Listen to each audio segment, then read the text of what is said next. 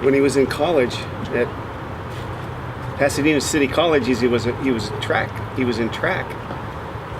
and he happened to be down in Long Beach at a track meet when the great earthquake of Long Beach happened, and I think it was in 34? 33. March 10th.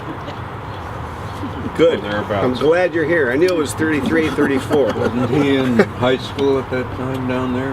What? He wasn't at Pasadena yet. No, he was at Huntington High. Oh, okay. Is that right? Yeah. Huntington He was High? not in junior college yet. Oh, okay. Huntington Park High, is that correct? Yeah. I think so.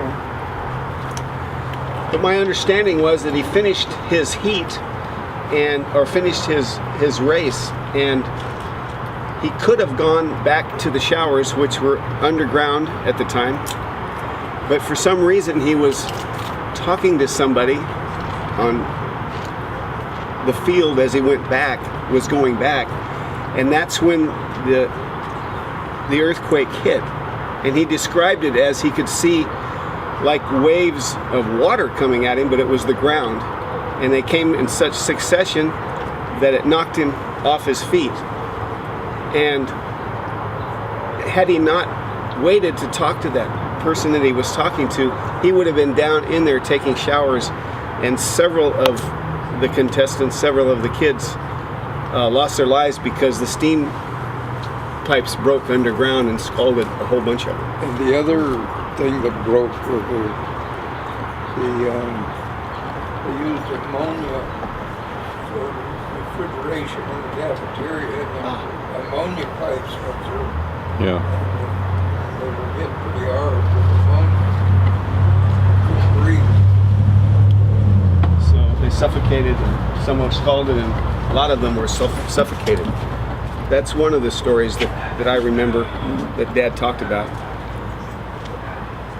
And now maybe you guys remember this, but I remember Dad said that he had a pet crow. Oh, yeah. Oh, yeah. Jim Crow. Yeah, he was kind of, we weren't liberated then, so we called him Jim. Okay. So, yeah, he was a great pet.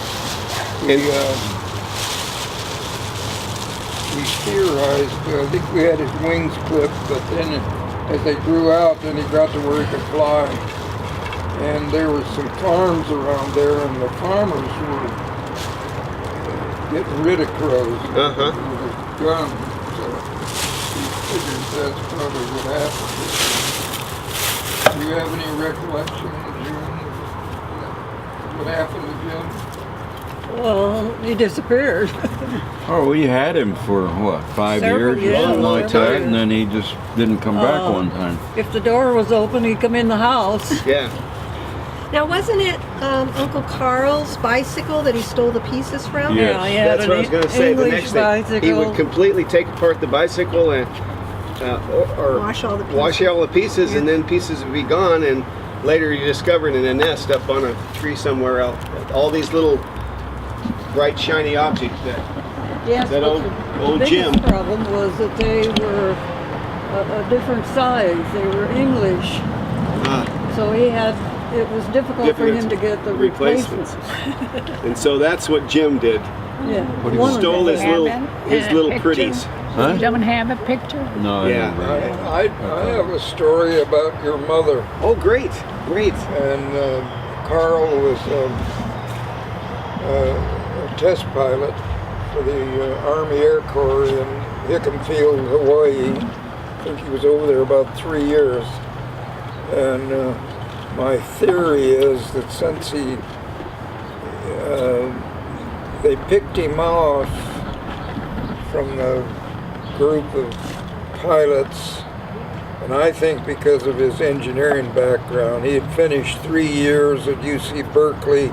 He told me that he had finished all of his required engineering courses He did not continue. He went into the Air Corps in 1942, August, I think it was. Yes. Was it? What, correct me?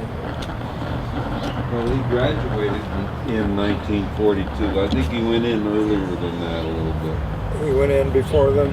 Well, he was in class 42G. Okay. Well, I didn't know So how that that was worked out. I know that 6 or 8 months after. he I know was- very early in the war after Pearl Harbor, he enlisted. But anyway, the interesting job he had was most of the planes, the fighter planes were built in California, and then a lot of them were being ferried down to the South Pacific, and they didn't have, they couldn't refuel them in the air like they do now, and they didn't have enough range, so that they had to, they took the wings off, stacked them up on freighters, and then shipped them over there to Hawaii, and then finished assembling them. And Carl's job was to be the first one to fly the plane. And of course, they made him pretty fast in the war, so it was a little scary. But anyway, Marge, your mother, was she was pretty willing to do most anything, and she was a lot of fun. I didn't know her very well.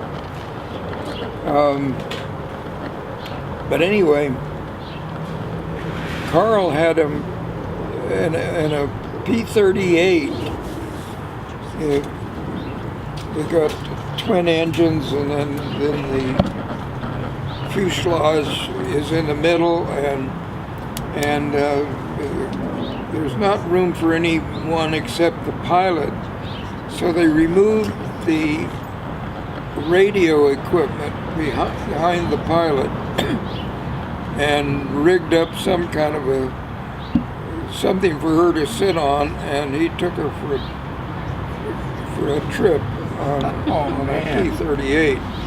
And I think it would be frowned upon in the military today. But he evidently had enough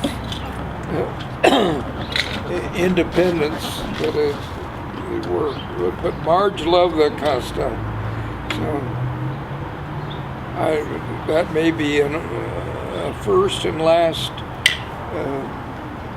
person that ever flew behind the pilot without radio equipment. Oh man. Never.